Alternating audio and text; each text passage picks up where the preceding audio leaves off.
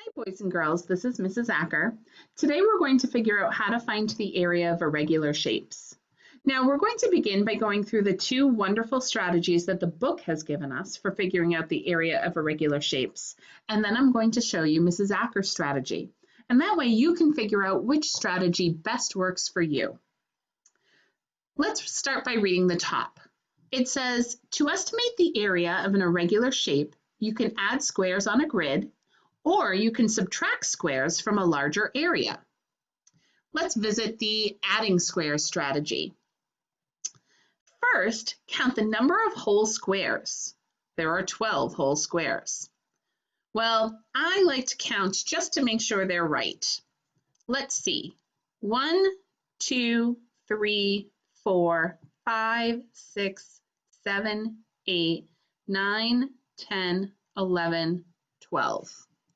They were right. There are 12 whole squares in that shape.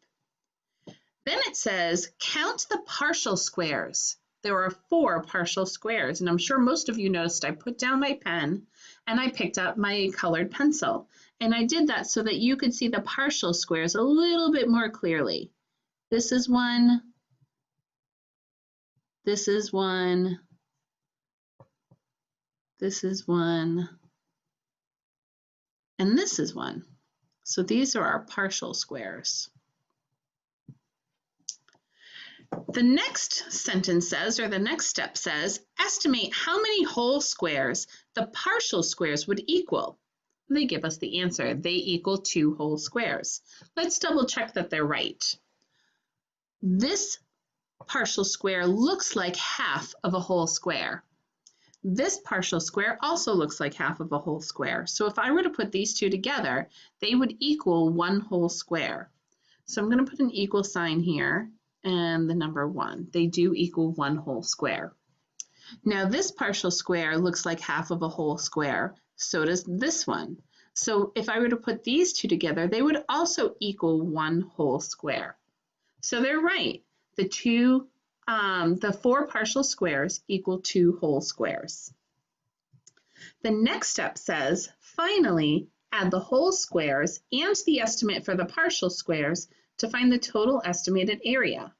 So what they mean is, add the 12 whole squares that we counted out and the 2 whole squares that we put together using our partial squares, and that equals 14. So the area is about 14 square units. Because these are irregular shapes, we're not going to use the word exactly. We're doing a little bit more estimating. So we're going to be using the word about a lot, about 14 square units. Our next strategy is subtract from a larger area. So what it says is, first find the area of a regular shape that is larger than the irregular shape. So we notice this oval shape is our irregular shape. So what they're encouraging us to do is to find the area of a regular shape, like a rectangle, because rectangles are really easy to calculate area. Now this particular rectangle is 1, 2, 3, 4, 5, 6 squares wide, and it is 1, 2, 3, 4, 5 squares long. Now there are 2 ways that I can figure out the area of this rectangle. I can either count all the square units, or I can multiply 6 times 5. 6 times 5 equals 30 square units. Now for those of you who don't know, a simple way of writing square units is to write out the word units and then put a 2 up here to the right of the word. That 2 represents the word squared.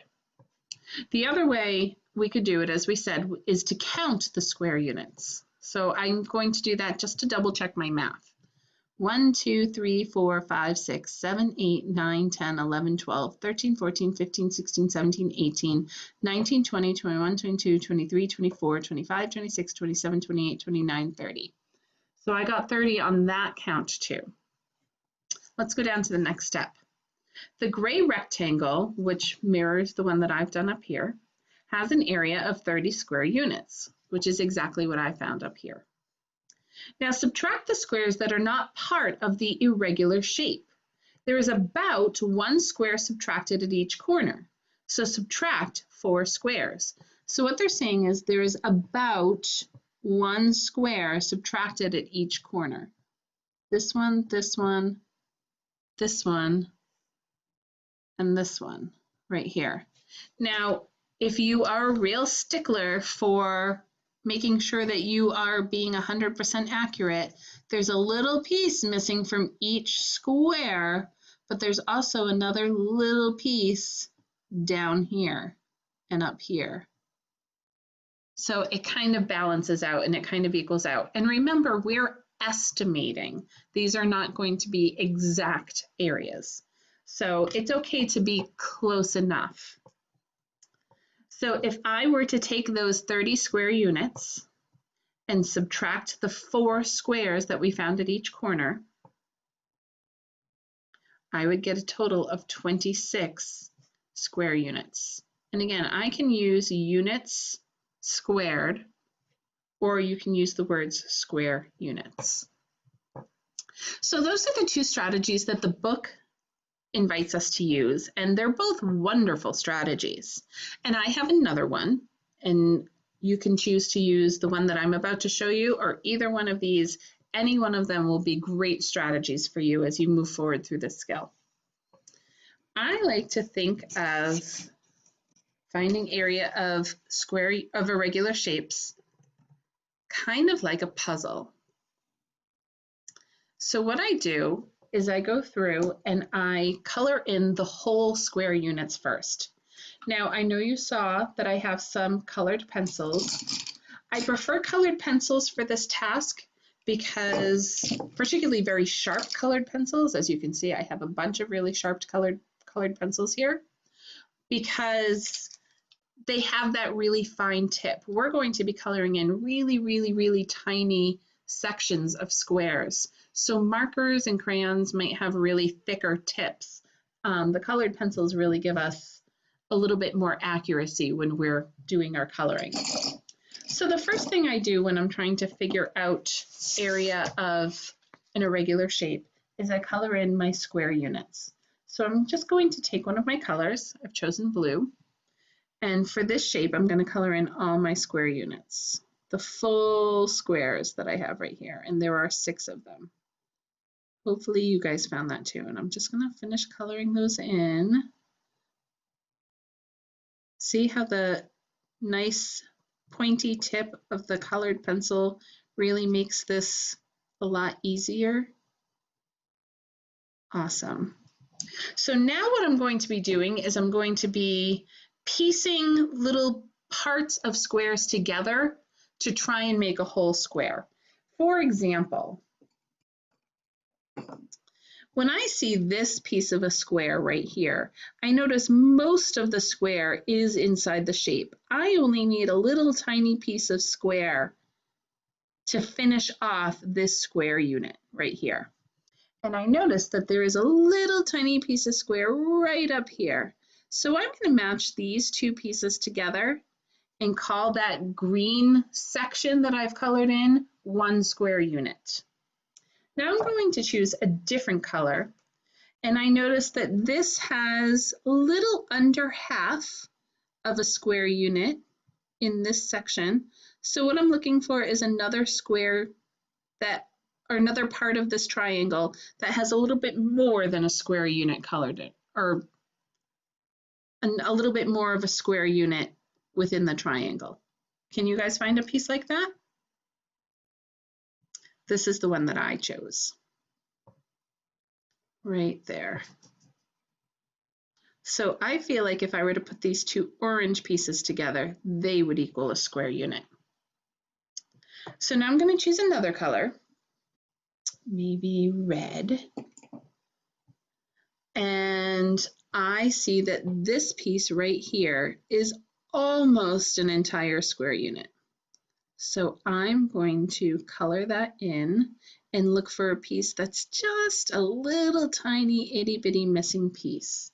And I think that this piece right here on the other side of the triangle would match with that beautifully. And if I put these 2 red pieces together, I think they would make a square unit. And then these last pieces, maybe I can pick a darker green. This piece, a little bit more than half of a square unit. Well, I guess that's not much darker than the other green that I had, but that's okay. And this piece, which is a little bit under a square unit, would also match together and make a square unit. So if I were to put all those together, the 6 blues, 1, 2, 3, 4, 5, 6 blues, plus the light green would be 7, the orange would be 8, the dark green would be 9, and the red would be 10. So this shape would have an area of 10 square units. Now we're going to try that again with this shape. First, I'm going to color in all of my whole square units. So that would be all of these. So there's 6 right here in this section. I'm going to do my best coloring them in neatly so that I'm not confused later. So there's 6 right there. And then here's a 7th right here. Nice square unit right there.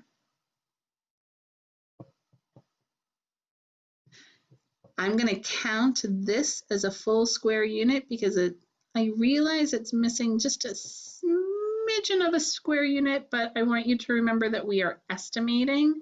So when you're missing just a smidgen of a square unit, that's going to be okay. And then down here, same thing. It's missing just a smidgen of the square unit, but we're going to call it a full square unit because it's really close. All right. So right now in blue, we have 1, 2, 3, 4, 5, 6, 7, 8, 9 square units. And I'm actually going to write that down. And I don't need to write what that 9 represents because it's written in my blue color that matches. So now I'm going to choose another color, brown maybe, and I notice that this is about half of a square right here. So I'm going to look for another piece that's about half of a square. Do you guys see one? I agree, right here. This is about half of a square. So there's a brown. Now I'm going to choose green. I notice that this piece right here is about half of a square. Do you see another half of a square that could match with this particular half square? I agree, right here, down right below our other square unit is another square that looks like about half of it is within the shape. So these two together, these two green, would equal another square unit. Now I see this shape right here has a big part of the square but is missing 2 little tiny itty bitty pieces right there and right there. And I'm wondering if I can find them somewhere else within my square. Do you see 2 little tiny itty bitty pieces? I agree, there's one right here, and there's one right here. And those 2 little tiny itty bitty pieces would complete that square unit right there, plus 1. So the answer to this problem would be 9 plus 1 plus 1 plus 1 equals 12 square units. So I want you to think about which strategy that we went over today made the most sense to you. Do you like to count out your whole square units and then add in your partial square units the way we did the first time? Do you like to create a rectangle to find an easy area and then just subtract out the pieces that aren't included in your irregular shape? Or do you like to color in your pieces kind of like a puzzle and match bigger pieces and little pieces or half pieces together to create whole square units, like the strategy down here? Pick your favorite and then do the practice activities that are on the next page. Have a great day.